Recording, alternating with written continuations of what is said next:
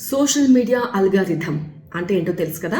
ఇన్స్టాగ్రామ్లో కానీ యూట్యూబ్లో కానీ ఇలా సోషల్ మీడియా ప్లాట్ఫామ్స్లో మనం దేన్నైతే ఎక్కువగా చూస్తామో, ఏదైతే ఎక్కువ లైక్ చేస్తామో, దేన్నైతే ఎక్కువగా షేర్ చేస్తామో అవే మనకు అల్గారిథం పంపిస్తూ ఉంటుంది అనమాట. ఎక్కువగా న్యూస్ చూసే వాళ్ళకు న్యూస్ రీల్స్ పంపిస్తూ ఉంటుంది, క్లాతింగ్ చూసే వాళ్ళకు క్లాతింగ్ రీల్స్ పంపిస్తూ ఉంటుంది, రిలేషన్షిప్ పైన ఉన్న వాళ్ళకు ఆ రీల్స్ పంపిస్తూ ఉంటుంది, కొన్ని క్రైమ్ కాంటెంట్ కూడా పంపిస్తూ ఉంటుంది ఒక్కసారి వాళ్ళు దీని మీద ఇంట్రెస్ట్ ఉన్నారు అని తెలిస్తే కనుక. సో ఇలా చూసి మనకు తెలియకుండానే అల్గారిథం ప్రభావం మన పైన ఎంత ఎక్కువగా ఉంది అనేది కొన్ని ఇన్సిడెంట్స్ బట్టి మనకు అర్థమవుతుంది. సో ఇప్పుడు ఏదైనా బాయ్ ఫ్రెండ్ గర్ల్ ఫ్రెండ్ మధ్య గొడవైనా కూడా దానికి సంబంధించిన ఒక స్టోరీని తను షేర్ చేసినప్పుడు అన్నీ అలాంటివి రావడము.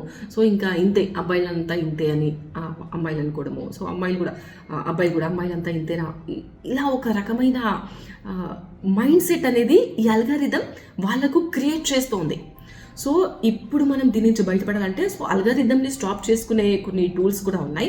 సో మీరు మీ సోషల్ మీడియాలో ఆ సెట్టింగ్స్ చేసుకుంటే దీని నుంచి బయటపడవచ్చు. అండ్ మనల్ని కంట్రోల్ చేసే, మన బ్రెయిన్ని సెట్ చేసే అవకాశం మనం ఎందుకు అల్గారిథంకి ఇవ్వాలి? సో అల్గారిథం అలా ఇస్తున్నప్పుడు దాన్ని మన మంచి కోసం ఎందుకు ఉపయోగించుకోకూడదు కదా. సో ఈ విషయంలో ఒక్కసారి మీరు కొంచెం డీప్గా మీకోసం మీరు థింక్ చేసుకొని మంచి విషయాలని ఏదైతే మీకు ఉపయోగపడుతుందో. సో ఇప్పుడు నేను న్యూస్లో ఉన్నాను కాబట్టి నాకు అన్ని న్యూస్ రీల్స్ వస్తూ ఉంటాయి. అట్లా మీరు మీ కెరియర్కి, మీ పర్సనల్ లైఫ్కి, మీ వెల్ బీయింగ్కి ఉపయోగించే వాటిని మీరు లైక్ చేస్తూ షేర్ చేస్తూ ఉంటే మీ లైఫ్ ఇంకా హ్యాపీగా ఉంటుంది కదా. మంచి ఫిట్నెస్ మీద మీరు ఫోకస్ చేయండి, ఆధ్యాత్మికత మీద ఫోకస్ చేయండి.